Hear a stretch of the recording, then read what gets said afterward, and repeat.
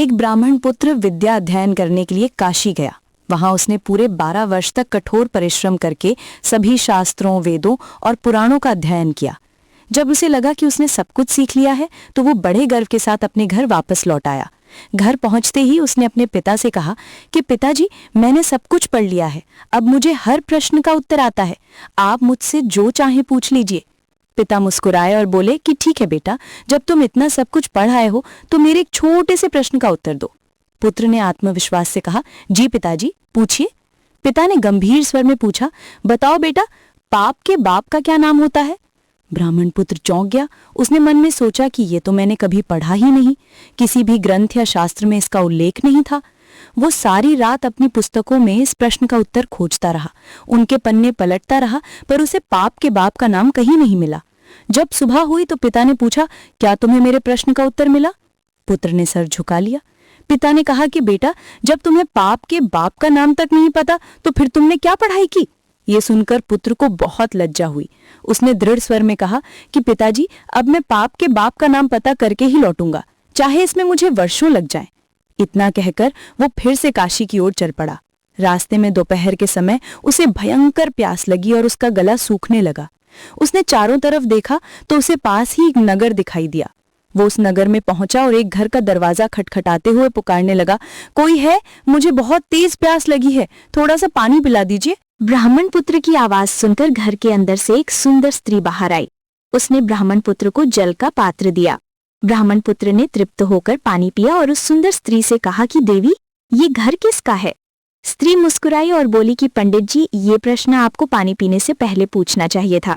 अब जब आपने मेरे हाथ का पानी पी ही लिया है तो सुन लीजिए, ये घर एक वैश्या का है और मैं एक वैश्य हूँ। मेरा नाम गुलाबोबाई है। ये सुनते ही ब्राह्मण पुत्र के होश उड़ गए। उसने अपने कान पकड़ लिए और बड़बड़ाने लगा कि हे भगवान, मुझसे तो बहुत बड़ा पाप हो गया, मैंने एक वैश्य के घर का पानी पी लिया। वो मन ही मन सोचने लगा कि पाप के बाप का नाम तो मिला नहीं, ऊपर से एक पाप और हो गया। गुलाबोबाई मुस्कुराई और बोली कि पंडित जी, आप कहाँ जा रहे हैं? पंडित जी ने सारी बात उसे बताते हुए कहा कि मैं पाप के बाप का नाम जानने के लिए काशी जा रहा हूँ। 12 वर्ष पढ़ने के बाद भी ये प्रश्न अनुत्तरित ही रह गया। गुलाबोबाई ने मन में सोचा कि काशी में 12 वर्ष पढ़कर आए पंडित जी को ये भी नहीं पता कि पाप के बाप का नाम क्या है, और अब ये फिर से काशी पढ़ने जा रहे हैं। क्यों ना मैं ही इन्हें इनके प्रश्न का उत्तर बता दूं। वो बोली कि पंडित जी, आपको काशी जाने की कोई आवश्यकता नहीं है, पाप के बाप का नाम तो मैं ही आपको बता सकती हूँ। पंडित जी ने उत्सुकता से कहा, सच? यदि तुम इस प्रश्न का उत्तर बता दो तो मुझे इतनी दूर जाने की जरूरत नहीं पड़ेगी। गुलाबोबाई मुस्कुराई और बोली कि ठीक है पंडित जी, लेकिन पाप के बाप का नाम बताने से पहले मेरी एक शर्त है, और शर्त यह है कि आपको मेरे घर पर भोजन करना पड़ेगा। आप बहुत दूर से आए हैं, थके हुए भी लग रहे हैं, इसलिए आप थोड़ा विश्राम कर लीजिए, तब तक मैं आपके लिए भोजन तैयार कर देती हूँ। भोजन करने के बाद मैं आपको बताऊंगी कि पाप के बाप का नाम क्या होता है। ब्राह्मण पुत्र बोला कि मैं तेरे घर का भोजन कैसे कर सकता हूँ? तू एक अपवित्र स्त्री है, तेरे हाथों का अन्न मेरे लिए निषिद्ध है। मैंने अनजाने में तेरे घर का पानी पी लिया, उसका भी मैं पश्चाताप कर रहा हूँ। गुलाबोबाई शांति से बोली कि कोई बात नहीं पंडित जी, आप मेरे हाथों से बना भोजन मत खाना, मैं आपको आटा, घी, शक्कर और चावल दिए देती हूँ, भोजन आप स्वयं बनाकर खा लीजिए। ब्राह्मण पुत्र ने नाम में सिर हिलाते हुए कहा कि नहीं, मैं तेरे घर की कोई वस्तु नहीं ले सकता। गुलाबोबाई मुस्कुराई, फिर बोली कि पंडित जी, यदि आप मेरे घर से भोजन सामग्री ले लेंगे तो मैं आपको दक्षिणा में 5 सोने की मोहरें भी दूंगी। सोने की मोहरों का नाम सुनते ही ब्राह्मण पुत्र के मन में लालच आ गया। उसने सोचा कि पाप के बाप का नाम तो न जाने कहाँ मिलेगा, पर ये सोने की मोहरें कहीं हाथ से निकल न जाएं। यहाँ कौन देख रहा है, भोजन तो मैं स्वयं ही बनाऊंगा, इसलिए इसके हाथ से भोजन सामग्री लेने में हानि ही क्या है। यही सब सोचकर उस ब्राह्मण पुत्र ने बिना झिझक गुलाबोबाई के हाथ से भोजन सामग्री ले ली।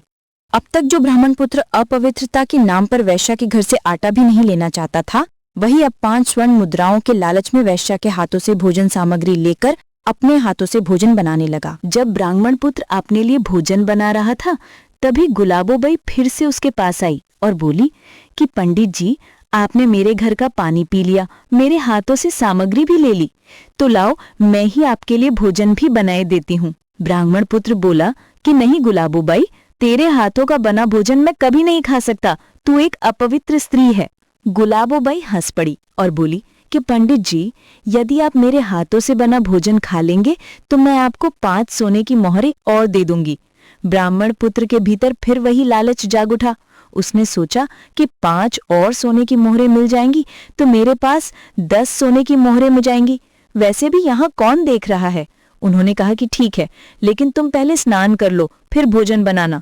गुलाबोबाई बोली, ठीक है पंडित जी, जैसी आपकी आज्ञा। उसने स्नान किया, सुंदर वस्त्र धारण किए और फिर पूरे स्नेह से ब्राह्मण पुत्र के लिए स्वादिष्ट भोजन तैयार किया। इसके बाद गुलाबोबाई भोजन की थाली पंडित जी के सामने रखकर बोली कि लीजिए पंडित जी, ये रहा आपका भोजन। ब्राह्मण पुत्र बोला, बस अब तुम जाओ, मैं अपने हाथों से खा लूंगा। गुलाबोबाई ने सहज स्वर में कहा कि पंडित जी, आपके लिए ये भोजन मैंने ही बनाया है, इसलिए आप मेरे हाथों से ही भोजन खा लीजिए, इसमें हानि ही क्या है। पंडित जी भड़क उठे और बोले कि गुलाबोबाई, तू हद से आगे बढ़ रही है, तू एक अपवित्र स्त्री है। मैंने तुझे उंगली पकड़ाई, तू पूरा हाथ पकड़ना चाहती है। गुलाबोबाई बोली कि पंडित जी, यदि आप सचमुच मेरे हाथों से भोजन कर लेंगे तो मैं आपको 10 सोने की मोहरें और दे दूंगी।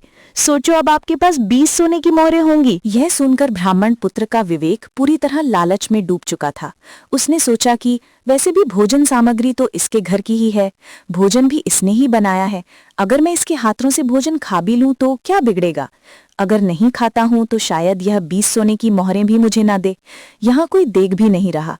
यही सब सोचकर ब्राह्मण पुत्र बोले ठीक है, तुम मुझे अपने हाथों से भोजन करा सकती हो। गुलाबोबाई ने भोजन परोसकर थाली ब्राह्मण पुत्र के सामने रख दी और अपने हाथों से एक निवाला लिया और पंडित जी के मुंह की ओर बढ़ाया। पंडित जी ने निवाला खाने के लिए जैसे ही अपना मुंह खोला, तभी छटाक से गुलाबोबाई ने ब्राह्मण पुत्र के गाल पर एक जोरदार तमाचा जड़ दिया। ब्राह्मण पुत्र आग बबूला हो उठा। वो बोला, दुष्टा, तेरी ये मजाल, तूने एक वैश्या होकर ब्राह्मण पर हाथ उठाया, तेरा यह अपराध क्षम्य नहीं है। गुलाबोबाई शांत भाव से बोली कि क्षमा करें पंडित जी, मैंने कोई अपराध नहीं किया। मैंने तो आपको आपकी उसी प्रश्न का उत्तर दिया है जिस प्रश्न के उत्तर की खोज में आप निकले हुए थे। ब्राह्मण पुत्र बोला कि मैं कुछ समझा नहीं, जरा विस्तार से समझाओ। गुलाबोबाई बोली कि पहले तो आपने अनजाने में मेरे घर का पानी पी लिया तो कोई बात नहीं, फिर ये जानते हुए भी कि मैं एक वैश्या हूँ, आपने 5 सोने की मोहरों के लालच में मेरे घर की भोजन सामग्री ले ली, फिर 5 और सोने की मोहरों के लालच में मुझसे भोजन बनवाने को तैयार हो गए। इसके बाद 10 और मोहरों के लालच में आप मेरे हाथ से भोजन खाने को भी तैयार हो गए। ये सब आपने किया सिर्फ 20 सोने की मोहरों के लालच के कारण। गुलाबोबाई बोली, समझे पंडित जी, ये लालच ही पाप का बाप है। ये लालच ही आपसे पाप करवाता चला गया और आप अपने धर्म के विरुद्ध जाकर एक वैश्या के हाथ का भोजन करने को भी तैयार हो गए।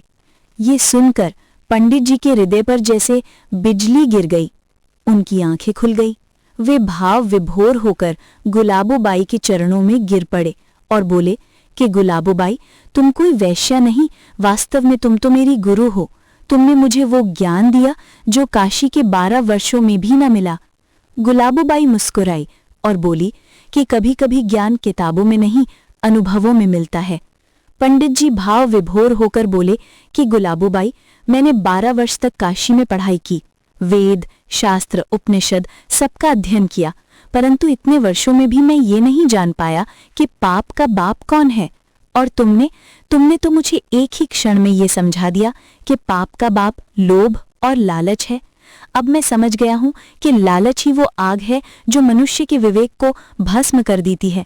लालच के कारण ही मनुष्य वो सब कुछ कर बैठता है जिसे वो स्वयं पाप मानता है, जो शास्त्रों के विरुद्ध है, जो धर्म के प्रतिकूल है। ब्राह्मण पुत्र की आंखों से अश्रु बह निकले। उसने विनम्र होकर कहा कि अब मैं ये प्रण करता हूं कि जीवन में कभी लालच नहीं करूंगा, क्योंकि लालच ही हर पाप का मूल है और यही पाप का बाप है। दोस्तों, आपने कई लोगों को कहते भी सुना होगा कि हम पढ़े नहीं हैं लेकिन खड़े जरूर हैं। कहने का मतलब ये है कि अनुभव किताबी ज्ञान से कहीं बढ़कर होता है। तो दोस्तों, आज की ये कहानी कैसी लगी कमेंट करके जरूर बताइएगा और जाने से पहले इस वीडियो को एक लाइक अवश्य कर देना। धन्यवाद।